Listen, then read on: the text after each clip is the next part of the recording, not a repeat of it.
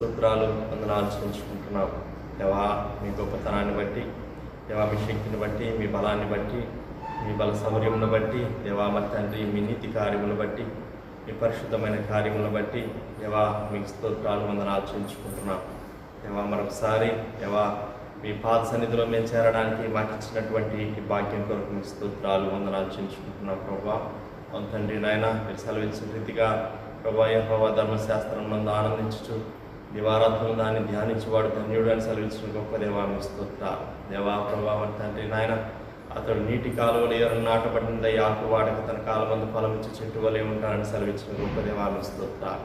ప్రభా మీ బిడ్డలుగా మీ నామం పెట్టబడినటువంటి బిడ్డలుగా మీ పేరు పెట్టబడినటువంటి జనాంగంగా దేవా మరి తండ్రి నాయన ప్రతిదినం ఆయన మీ యొక్క వాక్య ధ్యానాన్ని దేవా మరి తండ్రి నాయన మేము చేసుకోవడానికి మాకు ఇస్తున్నటువంటి ఈ భాగ్యం కొరకు మీ స్తోత్రాలు. ప్రతి వేకువజామున ఆయన మీ యొక్క ముఖ దర్శనాన్ని మేము చేసుకోవడానికి మాకు ఇస్తున్నటువంటి ఈ ఆధిక్యత కొరకు మీ స్తోత్రాలు వందనాలు చెల్లించుకుంటున్నాం. దేవా ప్రభా నిశ్చయంగా మీ వాక్యపు దీవెన దేవా మా మీద మీరు నిలిపి ఉండబోతున్నందుకు మీ స్తోత్రాలు చెల్లించుకుంటున్నాం. దేవా మరి తండ్రి నాయన మరొకసారి మేము పాడుకునే పాటని మీరు మా కొరకు దీవించమని ప్రార్థన చేస్తున్నాం. దేవా మరి తండ్రి హృదయపూర్వకంగా మీ వైపు చూస్తూ మిమ్మల్ని స్తుతించడానికి, మిమ్మల్ని గణపరచడానికి, మిమ్మల్ని కొనియాడడానికి మాకు సహాయం చేయమని ప్రార్థన చేస్తున్నాం.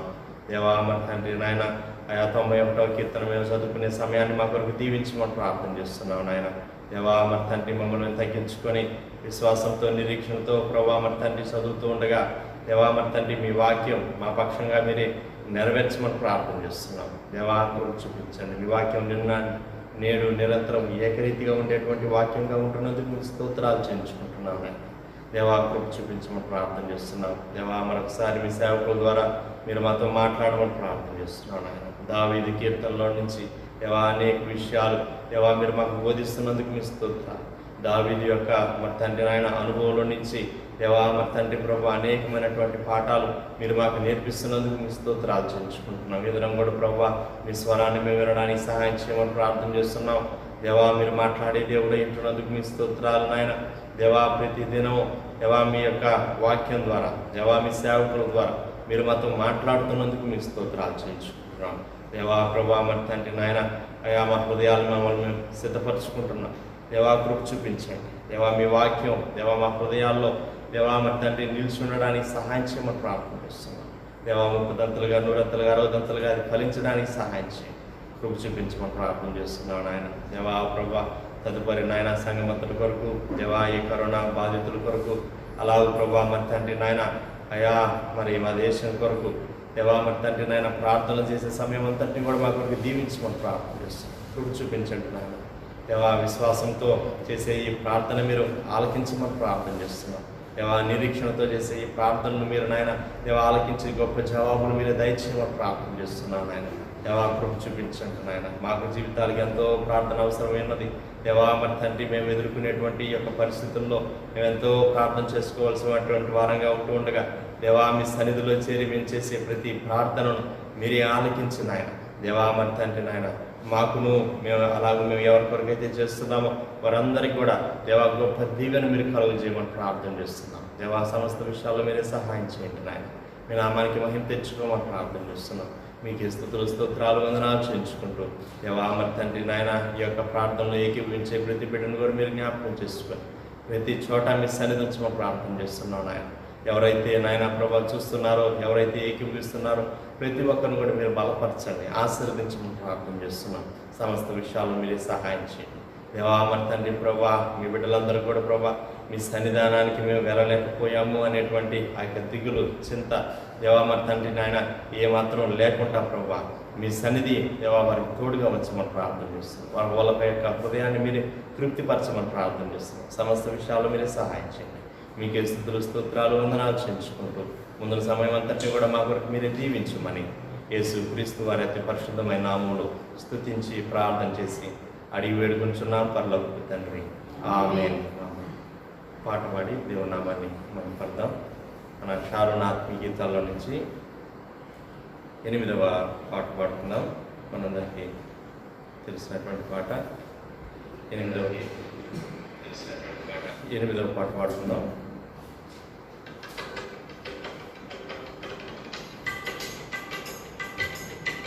కృపగల దేవా కలువరి నాదా కృపలను చూపుమయా నీ సిరులను పంచుమయా కృపగల దేవా కలువరి నాదా కృపలను చూపుమయా నీ సిరులను పంచుమయా కృపగల దేవా కలువరి నాదా నీకే స్తోత్రమయా కృపగల దేవ కలువరి నాదా నీకే స్తోత్రమయా కృపగల దేవా కలువరి నాదా కృపలను చూపుమయా నీ సిరులను పంచుమయా కృపలను చూపుమయా నీ సిరులను పంచుమయా అబ్రహాముకు దర్శనమిచ్చి ఆశీర్వదించితివే అభివృద్ధి చేసితివే అబ్రహాముకు దర్శనమిచ్చి ఆశీర్వదించితివే అభివృద్ధి చేసితివే అట్టి కృపను మాకును చూపుమయా యేసయ్యా ఆశీర్వదించుమయా అట్టి కృపను మాకును చూపుమయా యేసయ్యా ఆశీర్వదించుమయా కృపగల దేవా కలువరి నాదా నీకే స్తోత్రమయా కృపగల దేవ కలువరి నాదా నీకే స్తోత్రమయా కృపగల దేవా కలువరి నాదా కృపలను చూపుమయా నీ సిరులను పంచుమయా కృపలను చూపుమయా నీ సిరులను పంచుమయా దావీదునకు తోడైయుండి విజయమునిచ్చితివే రాజుగా చేసితివే దావీదునకు తోడైయుండి విజయమునిచ్చితివే రాజుగా చేసితివే అట్టి దయను మాకను గ్రహించుమయా యేసయ్యా తోడుగా నుండుమయా అట్టి దయను మాకను గ్రహించుమయా యేసయ్యా తోడుగా నుండుమయా కృపగల దేవా కలువరి నాదా నీకే స్తోత్రమయా కృపగల దేవ కలువరి నాదా నీకే స్తోత్రమయా కృపగల దేవా కలువరి నాదా కృపలను చూపుమయా నీ సిరులను పంచుమయా కృపలను చూపుమయా నీ సిరులను పంచుమయా సౌలుకు స్వరమును వినిపించితివి పౌలుగా మార్చితివే వెలుగుగా చేసితివే సౌలుకు స్వరమును వినిపించితివి పౌలుగా మార్చితివే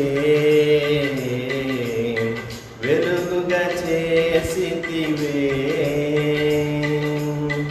అట్టి స్వరమును మాకు వినిపించయ్యా మము వెలిగించుమయా.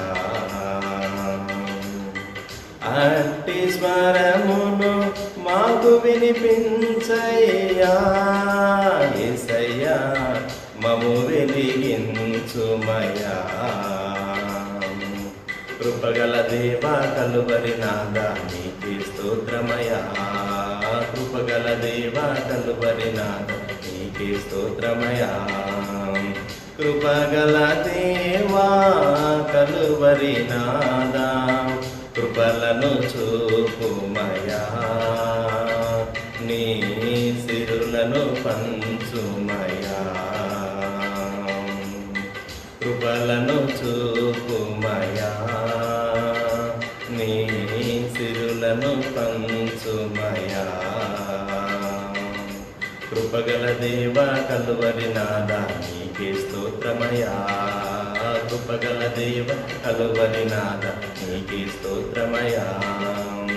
కృపగల దేవా కలువరి నాదా కృపలను చూపుమయా. నీ సిరులను పంచుమయా. కృపలను చూపుమయా. నీ సిరులను పంచుమయా. దేవుని వాక్యం చదువుకున్న పిల్లరా యథావిధిగా చదువుకునే రీతిగా 91వ కీర్తన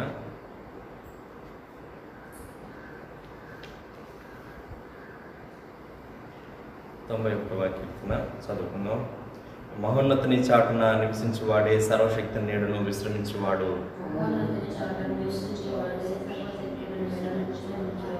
ఆయనే నాకు ఆశ్రయము, నా కోట, నేను నమ్ముకున్న నా దేవుడని నేను యెహోవాని గురించి చెప్పుచున్నాను.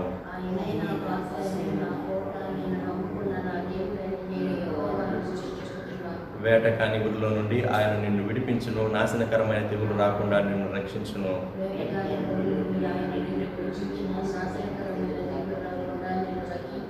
ఆయన తన రెక్కలతో నిన్ను కప్పును, ఆయన రెక్కల క్రింద నీకు ఆశ్రయం కలుగును. ఆయన సత్యము కేడమును డాలునై ఉన్నది.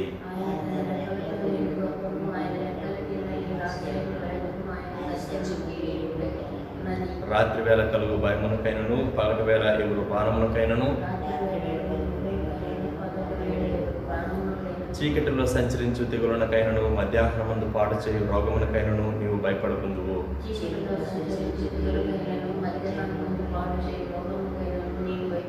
నీ ప్రక్కన 1000 మంది పడినను, నీ కుడి పక్కన 10,000 మంది కూలినను అపాయం నీ యొద్దకు రాదు.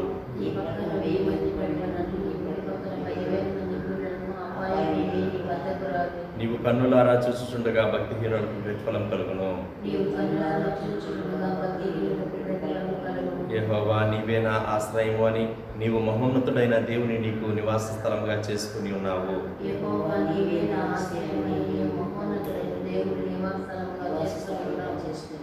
నీకు అపాయమేమీ రాదు, ఏ తెగులును నీ గుడారము సమీపించదు. నీ మార్గములన్నింటిలో నిన్ను కాపాడుటకు ఆయన నిన్ను గూర్చి తన దూతలకు ఆజ్ఞాపించును.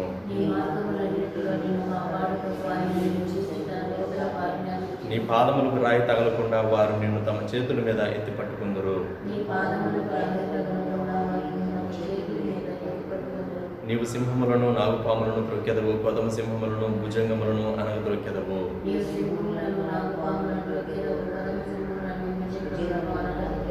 అతడు నన్ను ప్రేమించుచున్నాడు గనుక నేను అతన్ని తప్పించదను. అతడు నా నామము ఎరిగిన వాడు గనుక నేను అతన్ని గణపరచదను.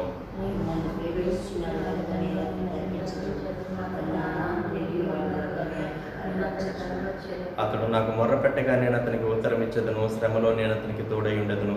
అతన్ని విడిపించి అతన్ని గొప్ప చేసేదను.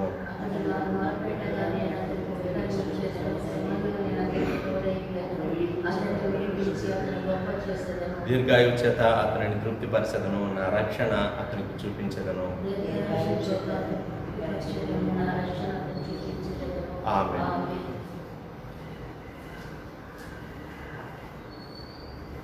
కీర్తనల గ్రంథం 41వ కీర్తన, సామ్ 41. బీదలను కటాక్షించువాడు ధన్యుడు, ఆపత్కాలమందు యెహోవా వారిని తప్పించు. యెహోవా వారిని కాపాడి బ్రతికించు. భూమి మీద వాడు ధన్యుడగు. వాని శత్రువుల ఇచ్ఛకు నీవు వారిని అప్పగింపు. రోగశయ్య మీద యెహోవా వారిని ఆదరించును. రోగం కలుగగా నీవే వారిని స్వస్థపరచు. యెహోవా, నీ దృష్టి ఎదుట నేను పాపం చేసి ఉన్నాను, నన్ను కరుణింపుము, నా ప్రాణమును స్వస్థపరచుము అని మనవి చేసి ఉన్నాను. అయితే నా శత్రువులు నా విషయమై చెడ్డ మాట్లాడుతున్నారు. వాడు ఎప్పుడు చచ్చును, వాని పేరు ఎప్పుడు మాసిపోవును అని చెప్పుకుంటున్నారు. ఒకడు నన్ను చూడవచ్చిన ఎడల వాడు అబద్ధమాడు. వాని హృదయము పాపము పోగు చేసుకొనుచున్నది. వాడు బయలు వెళ్ళి వీధిలో దాన్ని పలుకుతున్నాడు. నన్ను ద్వేషించు వారందరూ కూడి నా మీద గుసగుసలాడుతున్నారు. నశింప చేయవలనని వారు నాకు కీడు చేయ ఆలోచించుతున్నారు. కుదురని రోగము వానికి సంభవించున్నది. వాడు ఈ పడక విడిచి తిరిగి లేవడని చెప్పుకుంటున్నారు. నేను నమ్ముకున్న నా విహితుడు నా ఇంట భోజనం చేసిన వాడు నన్ను తనుటకై తన మడిమనెత్తాను. యెహోవా నన్ను కరుణించి లేవనెత్తాను. అప్పుడు నేను వారికి ప్రతీకారము చేసేదాను. నా శత్రువు నా మీద ఉల్లసింపక ఉండుట చూడగా నేను నీకు ఇష్టుడని తెలియనాయను. నా యథార్థతను బట్టి నీవు నన్ను ఉద్ధరించుతున్నావు. నీ సన్నిధిని నిత్యము నన్ను నిలువబెట్టు. ఇశ్రాయేలు దేవుడైన యెహోవా శాశ్వత కాలం నుండి శాశ్వత కాలం వరకు స్తుతింపబడును గాక. ఆమేన్, ఆమేన్. ప్రార్థన. ప్రియ ప్రభా, ఈ ప్రాతః కాలంలో కీర్తన 41 మేము ధ్యానిస్తూ ఉండగా మీ సన్నిధి మాకు తోడుగా ఉంచి బలపరచమని, మా ధ్యానము దీవించమని, ఇప్పుడు వ్యూ చేసే బిడ్డలను, ఈ దినంలో తర్వాత వ్యూ చేసే బిడ్డలను మీరు ఆశీర్వదించమని, మీ వాక్యం మా కొరకు ప్రత్యేకమైన రీతిగా దీవించమని యేసుక్రీస్తు ప్రభువు నామములో ప్రార్థిస్తూ ఉన్నాము తండ్రి. ఆమేన్. భక్తుడు రాజు దావీదు అనారోగ్య కాలంలో లేక వ్యాధి కాలంలో పడక పైన ఉన్నప్పుడు వ్రాసిన కీర్తన అని చెప్పవచ్చు. అయితే ఈ కీర్తన ప్రారంభం పేదలను కటాక్షించువాడు ధన్యుడు అని ప్రారంభించాడు. ఆపత్కాలమందు యెహోవా వానిని తప్పించు. ఇటీవల నా మిత్రుడు ఇదే సూళ్ళూరుపేటలో నాతో సిండికేట్ బ్యాంకులో వర్క్ చేసినటువంటి ఒకరు, తర్వాత వారు ఇంకొక డిపార్ట్మెంట్ స్టేట్ గవర్నమెంట్లో షిఫ్ట్ అయ్యారు. తర్వాత వారు రిటైర్ అయ్యారు అనుకోండి. వారు అప్పుడప్పుడు నాకు మెసేజ్ పెడుతూ ఉంటారు. ఓ పర్యాయం ఏమని మెసేజ్ పెట్టారంటే, పుణ్యము అనేది చెడిపోయినటువంటి పదార్థము, అనగా ఇతరులకు మనం మేలు చేసేది అది నిలిచి ఉంటుంది అనేటటువంటి భావం ఇచ్చేటటువంటి ఆ మెసేజ్ నాకు పెట్టాడు. బీదలను కటాక్షించువాడు ధన్యుడు. బీదలను కటాక్షించువాడు ధన్యుడు. దావీదు తానున్నటువంటి పరిస్థితిలో ఈ కీర్తన ప్రారంభము, ఈ కీర్తన ముగింపు చాలా ప్రత్యేకంగా కనబడుతుంది. ఇది 41వ కీర్తన. ఇది కంపైల్ చేయబడినప్పుడు ప్రథమ స్కంధము యొక్క చివరి భాగములో ఈ కీర్తన ఉన్నది. 5 కాండాలు ఉన్నాయి. ఆది, నిర్గమ, లేవీయ, సంఖ్య, ద్వితీయోపదేశ కాండాలు. కీర్తన గ్రంథం 5 స్కంధాలుగా విభజించబడింది. ఇది ప్రథమ స్కంధము యొక్క ముగింపు కీర్తనగా పరిశుద్ధాత్ముడు ఈ 41వ కీర్తనను ఉంచాడు, జ్ఞాపకం పెట్టాడు. ఈ బీదలు ఎవరు? చివరిలో మనం వారిని గుర్తు చేసుకున్నాం. ఈ బీదలు ఎవరు? బీదలను కటాక్షించేటటువంటి వారికి కలిగేటటువంటి కృప. ఆపత్కాలమందు యెహోవా వారిని తప్పించును. మనము భూమి మీద జీవించేటటువంటి కాలంలో ఖచ్చితంగా కష్టాలు వస్తాయి, వ్యాధులు వస్తాయి, ఇబ్బందులు వస్తాయి, పరీక్షలు సంభవిస్తాయి. కొన్ని మార్లు మనం ఒక మాట వింటూ ఉంటాం, వాళ్ళ పుణ్యమో వాళ్ళ పితరుల పుణ్యమో వాళ్ళ తల్లిదండ్రుల పుణ్యమో ఏదో అడ్డుపడిందండి, లేకుంటే వారు బ్రతకవలసింది కాదు, అపాయంలో వారు తప్పింపబడ్డారు.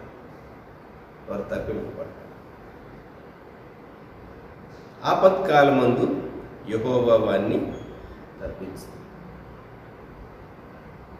ఆపత్కాలమందు యెహోవా వారిని తప్పించు. అప్పుడప్పుడు మీరు న్యూస్ పేపర్లో బోరు బావిలో పడిపోయినటువంటి పిల్లల గురించి మీ బ్రెయిన్ ఒకటే తినేస్తూ ఉంటారు. న్యూస్ ఛానల్స్లో గంటలు చూపిస్తూ ఉంటారు, అది స్క్రోలింగ్ చూపిస్తూ ఉంటారు. అప్పుడు అనిపిస్తుంది, బుద్ధి లేని వాడే న్యూస్ చూడాలి, ఇక బుద్ధి ఉన్నవాడు ఎవరు చూడకూడదు. మనుషుల్ని ఏం చేస్తున్నారు వీళ్ళు, ఎక్కడో ఎవరో పడ్డారు, మంచిదే, వాళ్ళని తీయటానికి చేసే ప్రయత్నాలు చేస్తూ ఉంటారు. అరగంట 45 నిమిషాలు. కొన్ని మార్లు మనం చూసేటటువంటి న్యూస్ ఎంత చెత్త చూస్తూ ఉంటామో అని అనిపిస్తుంది. వార్తలే మనం చూడాలని కూర్చుంటాం. బోరు బావిలో పడినటువంటి వాళ్ళని గురించి పేపర్లో చాలా రాస్తారు, అంతకంటే ప్రాముఖ్యమైనవి ఇగ్నోర్ చేస్తూ ఉంటారు. వార్తాపత్రికలు చదివే వాళ్లకు, వార్తాపత్రికలు సంవత్సరాలుగా చదివే వాళ్ళకి ఈ సంగతి బాగా అర్థమవుతుంది. ఆపత్కాలం వస్తుంది, కాదని చెప్పం. ఆపత్కాలం వస్తుంది. ఆపత్కాలంలో తప్పించబడాలని మనం కోరుకోవాలి. అధికారులైనటువంటి వాళ్ళు వారు చేయగలిగింది చేయాలి ఆపత్కాలాల్లో. అయితే దేవుడు తప్పించడం అనేది ఒకటి, ఇది మనం ధ్యానం చేస్తూ. మనుషులు తప్పించడం ఉన్నది, దేవుడు తప్పించడం ఉన్నది. ఆపత్కాలం ముందు యెహోవా వానిని తప్పించు. మనకు కలిగినటువంటి, ప్రపంచానికి కలిగినటువంటి ఈ ఆపద దినాల్లో మనం ఎరుగుదాం. ఒక ప్రక్క డాక్టర్స్, మెడికల్ స్టాఫ్ వారు ఎంతో కృషి చేస్తున్నారు. కొందరు తమ ప్రాణాలు పోగొట్టుకుంటున్నారు, కొందరు కరోనా పాజిటివ్ వచ్చినటువంటి వ్యక్తులుగా గుర్తింపబడుతూ ఉన్నారు. చాలా సంగతులు ప్రపంచ దేశాలలో, ఇండియాలో మాత్రమే కాదు. ఆపత్కాలం. ముంబైలో ఒక హాస్పిటల్ యొక్క కారిడార్లో ఉంచబడినటువంటి ఆ శవాల యొక్క ఫోటో చూస్తూ ఉంటే, మార్చురీలో ఒక లిమిట్ ఉంటుంది శవాలు ఉంచడానికి. పరిమితిని మించి చనిపోయినటువంటి శవాలు అవి బంధువులకు అప్పగించడమో లేక డిస్పోజ్ చేయవలసిన రీతిగా డీల్ చేయటానికో వారికి సమయం పడుతూ, అంతే బ్లాక్ కవర్తో, ప్లాస్టిక్ కవర్తో చుట్టబడినటువంటి మృతదేహాలు కారిడార్లో కనబడుతూ ఉంటే, ఇటువంటి దినాలు ఇండియా దేశంలోనూ ప్రపంచ దేశాల్లో సామూహికంగా బరియలు చేసేటటువంటి వరుసగా బాక్సెస్ పెట్టినటువంటి దృశ్యం మీలో కొందరు చూసి ఉంటారు. మనకు అనిపిస్తుంది ఆపత్కాలము. ఈ ఆపత్కాలంలో ఒక ప్రక్క మెడికల్ స్టాఫ్ పనిచేస్తూ ఉన్నారు, ఒక ప్రక్క రెవెన్యూ వారు పనిచేస్తూ ఉన్నారు, ఒక ప్రక్క పారిశుద్ధ్యం, శానిటేషన్ వర్కర్స్ వారు పనిచేస్తూ ఉన్నారు, ఒక ప్రక్క పోలీస్ డిపార్ట్మెంట్ వారు పనిచేస్తూ ఉన్నారు, ఇంకా ఆయా విభాగాలకు చెందినటువంటి వారు, అడ్మినిస్ట్రేషన్కి సంబంధించినటువంటి వారందరూ ఎంతో కష్టపడి పనిచేస్తూ ఉన్నారు. అయితే మనం జ్ఞాపకం ఉంచుకోవాల్సినటువంటి విషయం ఏంటంటే, మానవుని భాగము ఉన్నది, దేవుని కృప కూడా మనం జ్ఞాపకం చేసుకోవాలి. యెహోవా వానిని తప్పించు. ఆపత్కాలమందు యెహోవా వారిని తప్పించు. కరోనా వైరస్ వచ్చినటువంటి ఈ మొదటి దినాల్లో నేను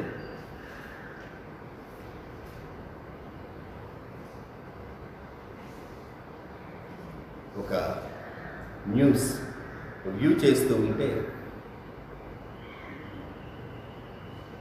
న్యూస్ అడుగున పబ్లిక్ ఒపీనియన్ మా ఇండియా దేశం క్షేమంగా ఉంది, హిందువులు మేము క్షేమంగా ఉన్నాం అని చెప్పి ఒకరు ఎక్స్ప్రెస్ చేశారు. ఈరోజు ముంబైలో చూడండి, మహారాష్ట్రలో చూడండి, కొల్హాపూర్లో చూడండి, ధారావిలో చూడండి, మహారాష్ట్ర అంతటా విస్తారమైనటువంటి కేసెస్ ఉన్నాయి. ఏ మతానికి చెందినటువంటి వారు ఇంకొక మతానికి చెందిన వారిని కించపరచడానికి వీళ్ళు మనం జ్ఞాపకం ఉంచుకోవాల్సినటువంటి కొన్ని విషయాలు, మనం జ్ఞాపకం ఉంచుకోవాల్సినటువంటి కొన్ని విషయాలు. దేవుడు కాపాడవలసినటువంటిది ఖచ్చితంగా మనిషి అర్థం చేసుకోవాలి. దేవుని కాపుదల మనిషి అర్థం చేసుకోవాలి. ఆపత్కాలం నందు యెహోవా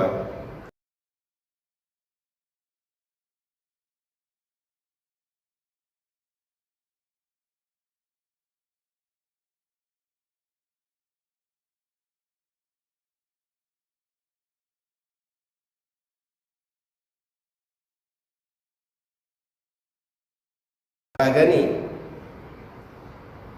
మానవుని భాగం లేదా సాటి మానవుల యొక్క భాగం లేదా ప్రభుత్వం యొక్క బాధ్యత లేదా ఎంతో ఎంతో ఉన్నది.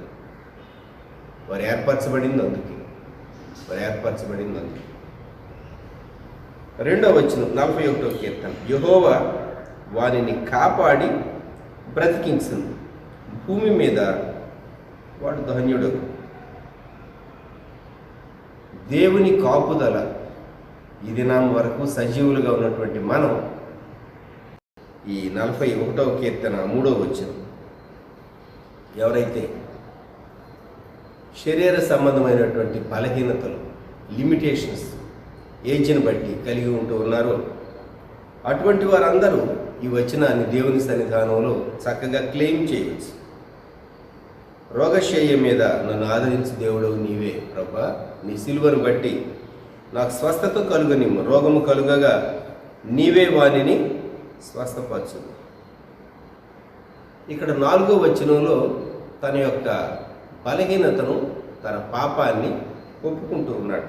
యెహోవా నీ దృష్టి ఎదుట నేను పాపము చేసి ఉన్నాను, నన్ను కరుణింపుము, నా ప్రాణమును స్వస్థపరచుము అని మనవి చేసి ఉన్నాను. సహజంగా కలిగేటటువంటి వ్యాధులకు మనము ఆరోగ్య సూత్రాలు బ్రేక్ చేయటం కారణమవుతుంది. అనేక నియమాలను మనం పాటించనందువలన దేహం యొక్క ఆరోగ్యం మనం పోగొట్టుకుంటూ ఉంటాం. ఆహార విషయంలో, విశ్రాంతి విషయాల్లో, పని విషయాల్లో, వర్క్ ఎక్సర్సైజ్ విషయాల్లో దేవుడు మనకు అనుగ్రహించినటువంటి ఈ దేహాన్ని మనము సరైన రీతిగా ఉంచకపోవడం, సరైన రీతిగా ఉంచకపోవడం. ఈ రోజుల్లో స్కూళ్ళలో కానివ్వండి, కాలేజెస్లో కానివ్వండి, పర్యావరణాన్ని గురించి కంపల్సరీ సబ్జెక్టు పెట్టారు. కానీ పర్యావరణం ఎలా కాపాడుకోవాలో, ప్రతి వ్యక్తి తన దేహం యొక్క ఆరోగ్యాన్ని కాపాడుకోవటానికి ఏం చేయాలో అది కూడా ఒక కంపల్సరీ పేపర్ పెడితే మంచిదేమో విద్యావేత్తలంతా. ఏ వయసులో ఉన్నటువంటి వారు ఏ విధాలైనటువంటి వ్యాధులు సంభవించేటటువంటి అవకాశం ఉన్నది, ఎలా కాపాడుకోవాలి, సామాన్యునికి కూడా అర్థమయ్యే రీతిగా మనం మెడికల్ నాలెడ్జ్ లేనటువంటి వారమైనప్పటికీ ఒక కామన్ మ్యాన్కి అర్థమయ్యేటట్టు ఒక ఆప్షనల్ పేపర్ కాదండి, ఒక compulsory paper. Environmental science compulsory paper. చాలామంది స్టూడెంట్స్ మీకు తెలుసు అనుకుంటారు, విద్యార్థులుగా ఉన్నటువంటి దేహం యొక్క ఆరోగ్యాన్ని ఎలాగూ కాపాడుకోవాలి. ఇప్పుడు శరీరం యొక్క ఆరోగ్యము నుండి ఆత్మ యొక్క ఆరోగ్యాన్ని గురించి మనం మాట్లాడుకుందాం. యెహోవా నీ దృష్టి ఎదుట నేను పాపం చేసి ఉన్నాను. మనిషి చేసేటటువంటి తప్పు తన మనస్సును గుచ్చుతుంది. అంతేకాదు దేవుని ఎదుట అది దోషం, పాపం. కాబట్టి పాపం యొక్క శిక్ష మనిషి అనుభవించవలసి వస్తూ ఉంటుంది. ఇక్కడ మనవి చేస్తూ ఉన్నాడు, నన్ను కరుణింపుము, నా ప్రాణమును స్వస్థపరచుము అని మనవి చేస్తూ ఉన్నాడు. దావీదు దేవుని ఎదుట కన్ఫెస్ చేస్తూ ఉన్నాడు, దేవా నన్ను స్వస్థపరచు, నా పాపాన్ని క్షమించు, నా పాపాన్ని క్షమించు. చాలా సింపుల్గా మనిషి నా పాపాన్ని క్షమించంటూ ఉంటాడు, కానీ ఫలానా పాపం, ఫలానా పాపం, ఫలానా పాపం అని దేవుని సన్నిధానంలో చక్కగా విడమర్చి తన మనస్సును తన ఆత్మను శుద్ధి చేసుకుంటే ఎంత మంచిదండి. 5వ వచనం, అయితే నా శత్రువులు నా విషయమై చెడ్డ మాట్లాడుతున్నారు, వాడు ఎప్పుడు చచ్చును, వాని పేరు ఎప్పుడు మాసిపోవును అని చెప్పుకొస్తున్నారు. దావీదు అంటే గిట్టనటువంటి వారు కొందరు ఉన్నారు. వారు ఏమనుకుంటూ ఉన్నారో కూడా దావీదు యొక్క నోటీస్కు వచ్చింది. నీవంటే కూడా గిట్టనటువంటి వాళ్ళు నీ బంధువుల్లో కొందరు ఉండొచ్చు, నీ స్నేహితులమని చెప్పుకునేటటువంటి వారిలో కొందరు ఉండొచ్చు, కొన్నిసార్లు నీ ఇరుగు పొరుగు వారిలో కూడా కొందరు ఉంటారు.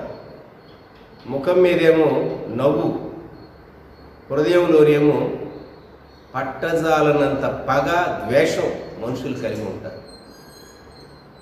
ఇది మనిషి యొక్క భయంకరమైన చెడిపోయినటువంటి స్వభావము. జ్ఞాపకం పెట్టుకుందాం, మానవుని హృదయం చాలా భయంకరమైనది, ఘోరమైనటువంటి వ్యాధి కలిగింది.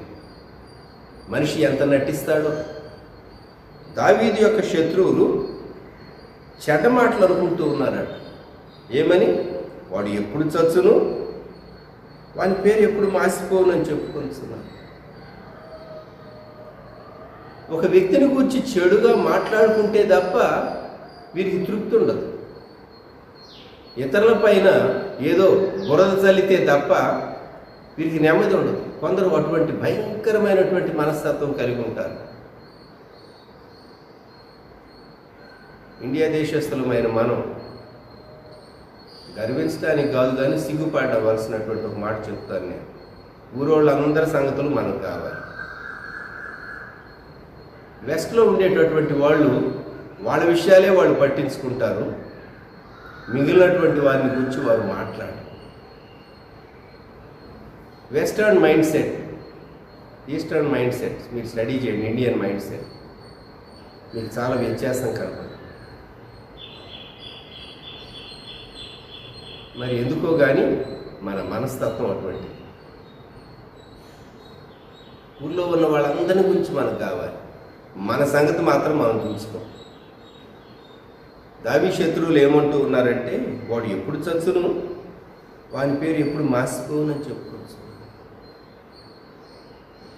వాళ్ళు అనుకున్నంత మాత్రం చేత దావీదు దేవుని చిత్తం నెరవేరకుండా దావీదు జీవితం అర్ధంతరంగా ముగిసిపోతుందా? దేవుడు ఒక సంకల్పంతో దావీదును సింహాసనం మీదకి తీసుకుని వచ్చాడు. దావీదు మనిషి, మానవుడే, దేవదూత కాదు.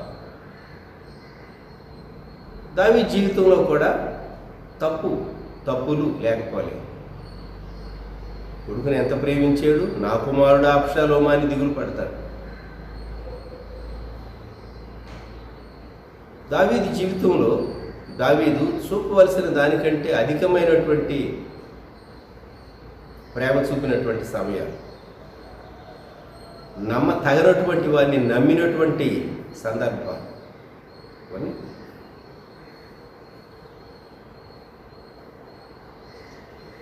మెఫీబోషెతును గూర్చి సీబా తప్పు సమాచారం చెప్తే నమ్మాడు. చూచారు, దావీదు జీవితాన్ని స్టడీ చేసినప్పుడు మనకు కొన్ని విషయాలు అర్థమవుతూ ఉంటుంది. దావీదు మనిషే, he has got his own limitations.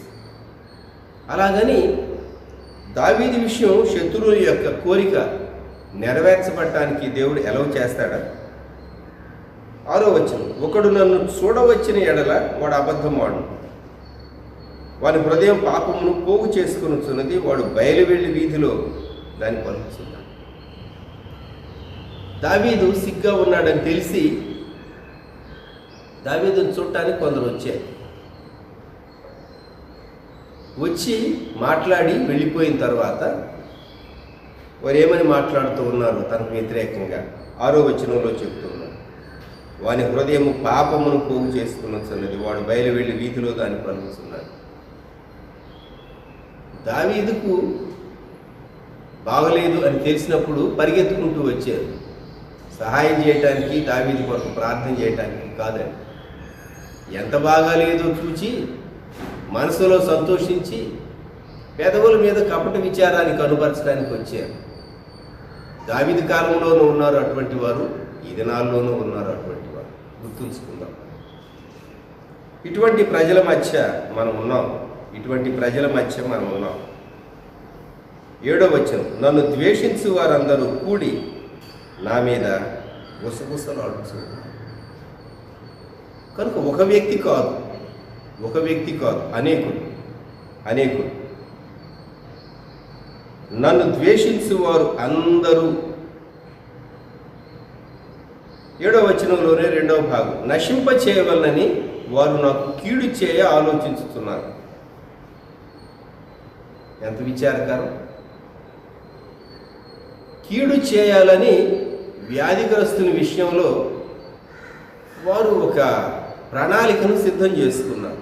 కీడు చేయ ఆలోచించుతున్నారు. 8వ వచనం, కుదరని రోగము వారికి సంభవించి ఉన్నది, వాడు ఈ పడక విడిచి తిరిగి లేవడని చెప్పుకొనిస్తున్నారు. ఇక అతని పని అయిపోయింది అని చెప్పేసేసి వీళ్ళ ప్రణాళిక దాని ముందుకు కొనసాగించుకోవటానికి ప్లాన్ చేసుకుంటున్నారట దావీదు శత్రువులు. ఎంత విచారకరమైనది! కొన్నిసార్లు బాగా వయసు అయినటువంటి వారు చివరి దినాల్లో బెడ్ మీద ఉన్నప్పుడు వారసులకు ఆస్తి కలహాలు వస్తూ ఉంటాయి. వాళ్ళు పోకముందే సంపాదించినటువంటి వాళ్ళు నీకెంత నాకెంత అని చెప్పేసేసి వీళ్ళు తగువులు ఆడుకుంటూ ఉంటారు. వినటానికి చదవటానికి చాలా ఆసక్తికరంగాను చాలా ఫన్నీగా ఉంటాయి ఇటువంటి విషయాలన్నీ. కుదరని రోగం వానికి సంభవించి ఉన్నది, వాడు ఈ పడక విడిచి తిరిగి లేవడని చెప్పుకొనిచున్నాడు. మనిషి అనుకున్నంత మాత్రం చేత అలాగే జరుగుతుందా? ఇతరులను గూర్చి నిన్ను గూర్చి నువ్వు అనుకో, ఇతరులను గూర్చి ఎందుకంట?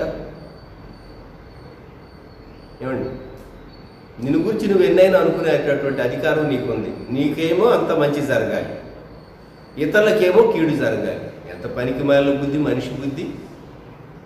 మళ్ళా వీరు యూదులే, భక్తిపరుల వలె కనిపించేవారే, శ్రేయోభిలాషుల వలె కనిపించేవారే, దావీదు మీద ప్రేమ ఉన్నట్లుగా నటించేవారే వీరు. 9వ వచనం, నేను నమ్ముకొని నా విహితుడు నా ఇంట భోజనము చేసిన వాడు నన్ను తనుటకై తన మడిమనేది. ఈ వచనం చదవగానే మనకు యోహాను సువార్తలో ప్రభు అయినటువంటి యేసుక్రీస్తు వారు ఆఖరు రాత్రి పస్కా ఆయన ఆచరించిన తరువాత యోహాను సువార్తలో 13వ అధ్యాయం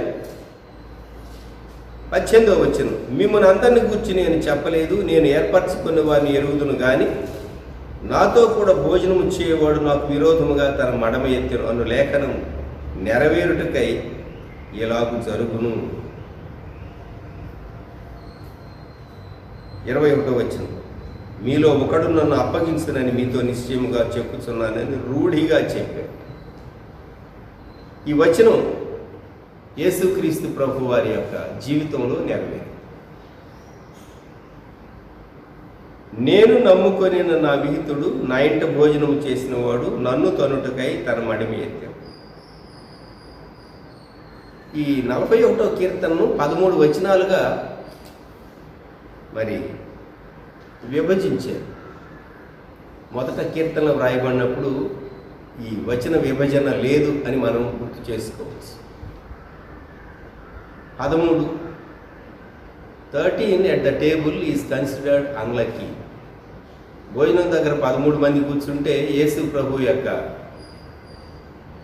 భోజనపు బల దగ్గర 12 మంది శిష్యులు, ప్రభు 13 ఒకరు అప్పగించారని ఆ 13 అనేటటువంటి నంబరు కొందరు ఇష్టపడరు. కొన్ని హోటల్స్లో 13వ నంబరు కూడా ఉండదు పాశ్చాత్య దేశాల్లో అని ఎక్కడో చదివారు. మీరు 12 మందికి భోజనం పెడితే ఒక్కళ్ళు మీ భోజనం తిని మీ కీడు చేసేవాళ్ళు ఉంటారు. అది ఫార్ములా, గుర్తుపెట్టుకోండి. మీరు 10 మందికి మేలు చేస్తే థ్యాంక్స్ చెప్పేవాళ్ళు ఒక్కళ్ళే ఉంటారు. 10 మందికి మేలు చేశారనుకోండి, కనీసం థ్యాంక్ యూ అని కూడా మనిషి చెప్పడం. ఇక్కడ యేసుక్రీస్తు ప్రభుతో భోజనం చేసినటువంటి తన శిష్యుడు యేసు ప్రభు తన పాదాలు కడిగాడు. ఇస్కరియోతు యూద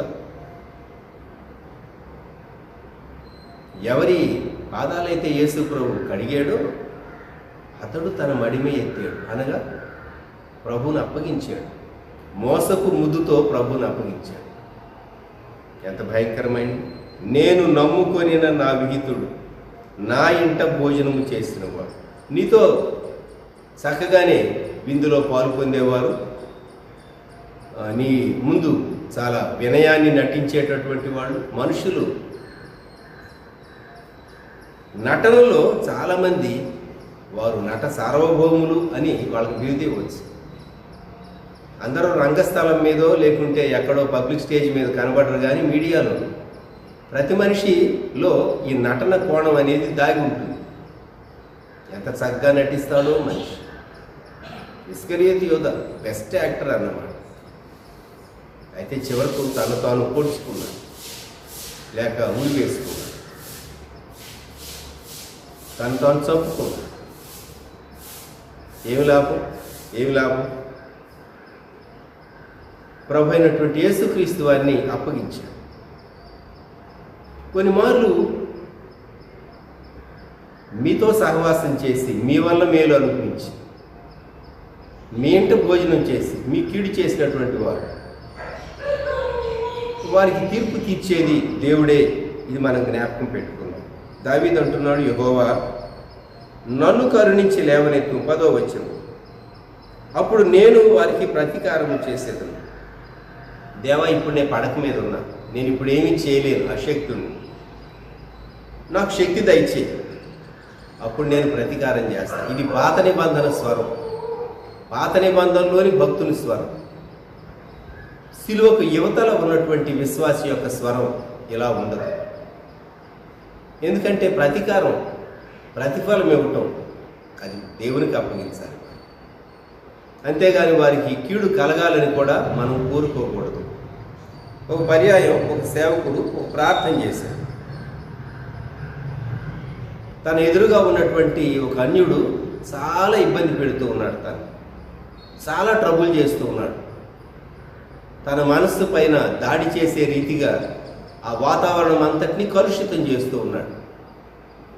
చూసి చూసి చూసి పట్టలేక ఈ సేవకుడు ఏమని ప్రార్థన చేశాడంటే, దేవా, ఇతడు నా మనస్సు మీద దాడి చేస్తూ ఉన్నాడు, నా మనస్సును అపవిత్రపరచడానికి ఏదేదో వినబడేటట్లు అతనికి జ్వరం వచ్చేటట్టు చేయని ప్రార్థన చేశాడు. బాగుంది కదా? ఇంక పెద్ద రోగమే ఇంకా అనలేదు, జ్వరం వచ్చి. తీరా జ్వరం ఎవరికి వచ్చిందంటే ప్రార్థన చేసిన ఆయనకి వచ్చింది. అర్థం కాలేదు ఇతనికి. ఏం దేవా, అతనికి గొప్ప కీడు కలగాలని కూడా నేను అడగలేదు కదా నిన్ను, జ్వరం మాత్రం రప్పించమని అతని కోసం నేను నిన్ను అడిగితే నువ్వు నాకెందుకు జ్వరం రప్పించేవని దేవుని సన్నిధిలో కనిపెట్టాడు. అప్పుడు దేవుడు చెప్పాడు, నా కుమారుడు భూమి మీద ఉన్నప్పుడు ఏ మాదిరి కనుపరిచాడో అలాగూ క్షమించడమే కానీ నీ బాధ్యత ఆ వ్యక్తికి స్వల్ప అనారోగ్యమైన గొప్ప అనారోగ్యం కాకపోవచ్చు, కలగాలని ప్రార్థన చేయటం అది నా కుమారుని యొక్క పోలిక కాదు, అంటే యేసు ప్రభు యొక్క పోలిక కాదు అని చెప్పినప్పుడు ఆ వ్యక్తి సిగ్గుపడ్డాడు. అవును ప్రభా, తప్పు, క్షమించు అని దేవుని దగ్గర తన దోషం ఒప్పుకున్నాడు. మనం కొన్ని మార్లు ఏమనుకుంటామంటే, నేను ప్రతీకారం చేస్తాను, నేను రిటాలియేట్ చేస్తా అనుకుంటాం. రిటాలియేషన్ మన పని కాదు, దేవుని బిడ్డల పని కాదు. ప్రతీకారం తీర్చడం అది దేవుని వశంలో ఉంది, దేవుడే. 11వ వచనం, నా శత్రువు నా మీద ఉల్లసింపక ఉండుట చూడగా నేను నీకు ఇష్టడునని తెలియనాయను. శత్రువు అనుకున్నాడు కానీ శత్రువు యొక్క కోరిక నెరవేరలేదు. శత్రువు యొక్క కోరిక నెరవేరలేదు కనుక ఇప్పుడు అంటూ ఉన్నాడు, దేవా, నీవు నా యందు ప్రేమ కలిగి ఉన్నావు, నీవు నా పైన ఇష్టాన్ని కలిగి ఉన్నావు, కాబట్టి నేను నీ యందు సంతోషిస్తాను, ఉల్లసిస్తాను, స్తుతిస్తాను, పాడతాను అంటూ ఉన్నాడు. నా శత్రువు నా మీద ఉల్లసింపకుండా చూడగా నేను నీకు ఇష్టడనని తెలియనాయి. ఇక శత్రువు సంతోషించలేడు, కాబట్టి నేను నిన్ను బట్టి సంతోషిస్తాను, నేను నీకు ఇష్టడును. 12వ వచనం, నా యథార్థతను బట్టి నీవు నన్ను ఉద్ధరించుచున్నావు, నీ సన్నిధిని నిత్యము నన్ను నిలువబెట్టుదువు. నా యథార్థత. దేవుడు ఒక వ్యక్తి పైన ఏదైనా కష్టం పంపించినప్పుడు హిజ్కియా, యెహోవా యథార్థ హృదయుడనై నీ సన్నిధిలో నా భక్తుడైన యోబును చూచేవా, అతడు యథార్థవర్తనుడు, యథార్థత, సిన్సియరిటీ, దేవుని ఎదుట అంగీకరింపదగినటువంటి గొప్ప సుగుణం. దీని అభ్యాసం చేసుకోవాలి ప్రతి విశ్వాసి.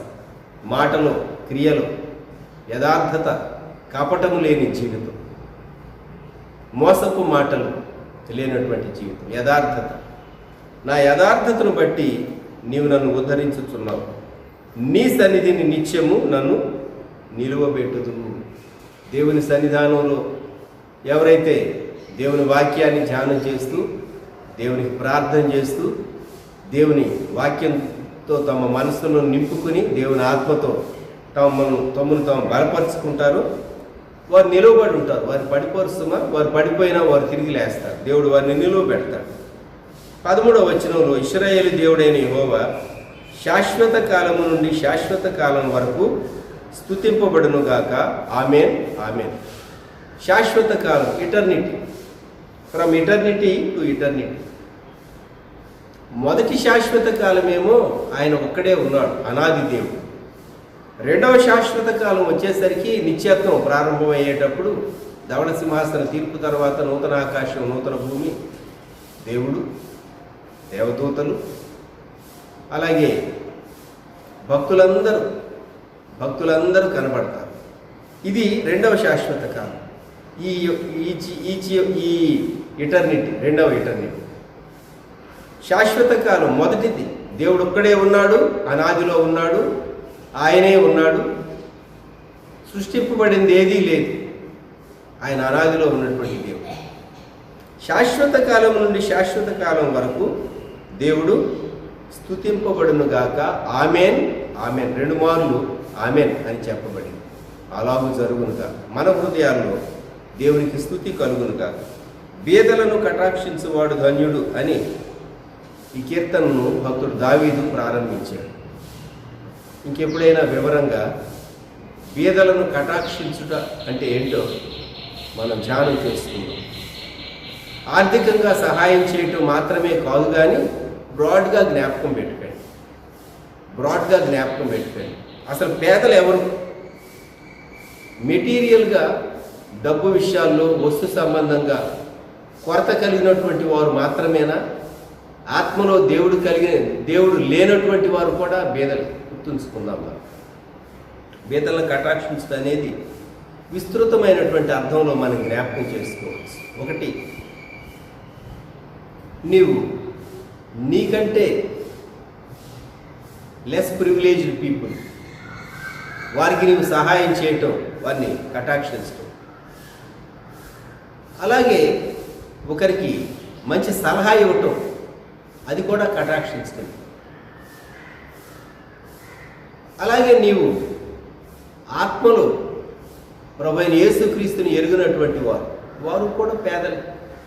ఈ భూమి మీద వారికి ఎన్నైనా ఉండొచ్చు, కానీ ఈ లోకాన్ని వారు విడిచిపెట్టినప్పుడు వారు తీర్పు సింహాసనం ఎదుట నిలవబడి తీర్పు పొందితే వారి అంతాన్ని గురించి బైబిల్ చెప్పేది.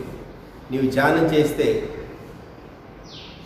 వాళ్ళు నీకంటే చాలా పేదలు అని అర్థమవుతుంది. ప్రభువైన యేసుక్రీస్తును లేనటువంటి వారు పేదలే. వారిని కటాక్షించడం అనగా సువార్త ప్రకటించడం, వారి కొరకు ప్రార్థన చేయడం, అది కూడా బీదలను కటాక్షించడం. ఇలా విస్తృతమైనటువంటి అర్థంలో బీదలను కటాక్షించడం అనేది చాలా కోణాల్లో నుండి మనం ధ్యానం చేయవచ్చు. అయితే ఇక్కడ దావీదు భక్తుడు చెప్పింది మాత్రం తాను ఎందరికో మేలు చేశాడు. దావీదు అనేటటువంటి వ్యక్తి లేకపోయి ఉంటే యూదుల చరిత్ర వేరుగా ఉండేది. వారు ఒక స్థిరమైనటువంటి రాజ్యాన్ని ఏర్పరచుకున్నటువంటి వారుగా. దావీదు లేకుంటే ఆ చరిత్ర చాలా కష్టమై ఉండేది. అందుకే యెహోవా యుద్ధాలను జరిగించి దావీదు దేవుని పేరు పెట్టబడినటువంటి జనాంగం వారు ఒక సుస్థిరమైనటువంటి రాజ్యంగా ఉండటానికి దేవుడు బహుబలమైన రీతిగా దావీదును వాడుకున్నాడు. ఈ ఉదయకాలం నీవు నేను 41వ కీర్తన 2వ వచనం, యెహోవా వాణ్ణి కాపాడి బ్రతికించును, భూమి మీద వాడు ధన్యుడగును. దేవా, నీవు నన్ను కాపాడుతావు, నీవు నన్ను బ్రతికిస్తావు అని చెబుదాం. నీవు నన్ను కాపాడుతావు, నీవు నన్ను బ్రతికిస్తావు. ఒక మాట చెప్పేసేసి నేను క్లోజ్ చేస్తాను. మొన్నటి దినము నేను న్యూస్ చూస్తూ ఉంటే ఒక వార్త చదివి నవ్వాలో ఏడవాలో నాకు అర్థం కాలేదు. ఈ కరోనా వైరస్ ప్రారంభమైనటువంటి మొదటి వారాల్లో ప్రపంచ ఆరోగ్య సంస్థ సరైన రీతిగా ప్రపంచ దేశాలను హెచ్చరిక చేయలేదు. ఇప్పుడేమో ఆచరణ యోగ్యంగా ఉన్నటువంటి హెచ్చరిక చేస్తూ ఉన్నారు. 3 అడుగులు 6 అడుగులు కాదట దూరం, డిస్టెన్స్, ఫిజికల్ డిస్టెన్స్ పాటించాల్సింది 10 అడుగులో 16 అడుగులో చెప్తూ ఉన్నారు. సాధ్యమేనా? 10 అడుగులు లేక 16 అడుగులు దూరం పాటిస్తే అది సేఫ్ అని చెప్తున్నారట. అది ఆచరణ యోగ్యమేనా? అంటే వారి మీద ఉన్నటువంటి సరైనటువంటి సూచన బాధ్యత వారు జస్ట్ నెట్టేసేసుకుంటున్నారు. ప్రపంచ ఆరోగ్య సంస్థలు కూడాను వారు ఇచ్చేటటువంటి నియమావళి మనల్ని కాపాడతాయి అని భ్రమపడకూడదండి. నాకు అది చదివిన తర్వాత అదే అనిపించింది. వీళ్ళు చెప్పిందంతా మనం నమ్మితే మనం తెలివి తక్కువ వాళ్ళమే అవుతాం అనిపించింది. అప్పుడేమో అబద్ధం చెప్పి ప్రజలకు కీడు కలిగించారు, ఇప్పుడేమో ఆచరణ సాధ్యంగా అని చెప్పి WHO మనుషులను ఫూల్స్ చేస్తూ ఉన్నారు. అటువంటి రోజుల్లో మనం ఉన్నాం. దేవుడు నిన్ను కాపాడకపోతే మనల్ని దేవుడు కాపాడకపోతే మనం భూమి మీద మనుగడ సాగించలేము. ప్రార్థన చేద్దాం. దేవా, నీవే నన్ను కాపాడి బ్రతికిస్తావు. ఈ ప్రామిస్ దేవుని సన్నిధానంలో మనం అడుగుదాం. 3వ వచనంలో రోగశయ్య మీద ఆదరించేటటువంటి, స్వస్థపరిచేటటువంటి దేవుడు. ఎవరికైతే పాజిటివ్ వచ్చిందో కేసెస్, వారిని హీల్ చేసేటటువంటి దేవుడు, వారికి ఆరోగ్యాన్ని క్షేమాన్ని ఇచ్చేటటువంటి దేవుడు ఆయన. సిమ్టమాటిక్, ఎసిమ్టమాటిక్ అని 2 కేటగిరీస్, లక్షణాలు కనిపించేవారు, లక్షణాలు కనబడినటువంటి వారిని గురించి తరోగా మనం చదువుతూ ఉంటాం. కొన్ని మార్లు కొందరికి లక్షణాలు బయటపడలేదు, అయినా కూడా వారికి కొంచెం అర్థమవుతుంది, తేడా తెలిసిపోతూ ఉంటుంది. వారిని సహా కాపాడి పరిపూర్ణ ఆరోగ్యం క్షేమం ఇచ్చేటటువంటి దేవుడు రక్షకుడైన యేసుక్రీస్తు ప్రభు. ఆయన సిలువను బట్టి, ఆయన రక్తమును బట్టి మనకు స్వస్థత, మనకు క్షేమము, పాప క్షమాపణ, రక్షణ, విమోచన, దీర్ఘాయుష్ను దేవుడు మనకు అనుగ్రహించేటటువంటి దేవుడు. శాశ్వత కాలము నుండి శాశ్వత కాలం వరకు ఇశ్రాయేలు దేవుడైన యెహోవా స్తుతింపబడునుగాక. ఆమేన్. ప్రార్థన. ప్రేమగల మా ప్రభువా, పరిశుద్ధ తండ్రి, మీకు వందనములు, స్తుతులు చెల్లిస్తూ ఉన్నాం. ఈ ఉదయకాలం మీ సన్నిధానంలో దేవా మిమ్ములను ఆరాధిస్తూ ఉన్నాం, స్తుతిస్తూ ఉన్నాం, ఘనపరుస్తూ ఉన్నాం, హెచ్చిస్తూ ఉన్నాం. మీ మంచితనం అంతటినీ జ్ఞాపకం చేసుకుని మీకు వందనాలు చెల్లిస్తున్నాం. మేము క్షేమంగా ఉన్నాము అంటే అది నీ మహాకృప. మేము ఈ దినాన్ని చూడటానికి నీవు మాకు అనుగ్రహించిన కృప కొరకు స్తోత్రాలు. దావీదు భక్తుడు వ్యాధితో బెడ్ మీద తాను ఉన్నప్పుడు శత్రువుల యొక్క ఇచ్చ నెరవేర్చబడక నీవే దావీదుకు ఆరోగ్యం ఇచ్చి, క్షేమం ఇచ్చి, దీర్ఘాయుష్ ఇచ్చి దీవించేవు, బలపరిచావు. మా శరీరంపై దాడి చేసేటటువంటి ప్రతి వైరస్ను గద్దించేటటువంటి దేవుడు మీరే, క్షేమాన్ని అనుగ్రహించేటటువంటి మంచి దేవుడు మీరైనందుకు స్తోత్రాలు. మమ్ములను, మా కుటుంబాలను, మా కలిగిన వారిని ఈ భూగోళంలో ఏ దేశంలో ఎక్కడున్నా వారందరినీ మీరు కాపాడవాలని ప్రార్థిస్తూ ఉన్నాం. దావీదు ఒప్పుకున్నట్టుగా మా దోషాలను, అతిక్రమాలను ఒప్పుకుంటూ ఆత్మను, మనసును శుద్ధి చేసుకుంటూ మీ కృపను సమృద్ధిగా అనుభవిస్తూ మేము ప్రతీకారం తీర్చుకొనము అని జ్ఞాపకం చేసుకుంటూ మేమంటే గిట్టనటువంటి వారు మమ్ములను గుర్చి వారు ఎలా తలంచిన మా కీడు చూడాలని వారు ఆశించిన వారి ఇచ్చకు మమ్మల్ని అప్పగింపనటువంటి మంచి దేవుడు గనుక స్తోత్రాలు. దేవా మీకు వందనములు చెల్లిస్తున్నాం. మీ చిత్తాన్ని సంపూర్ణంగా నెరవేర్చుటకు దావీదును బలపరిచినటువంటి దేవుడు భూమి మీద మీ చిత్తాన్ని జరిగించడానికి మాకును ఆయుష్కాలము, ఆరోగ్యం, క్షేమమును అనుగ్రహించండి. మమ్మలను, మా కుటుంబాలు మీకు అప్పగించుకుంటూ యేసుక్రీస్తు ప్రభు శ్రేష్టమైన నామంలో ప్రార్థించి స్తుతించి వేడుచున్నాము తండ్రి. ఆమేన్. మన ప్రభు అయిన యేసుక్రీస్తు వారి కృప, దేవుని ప్రేమ, పరిశుద్ధాత్మని అన్యోన్య సహవాసం సదాకాలం మనకు తోడై ఉండును గాక. ఆమేన్.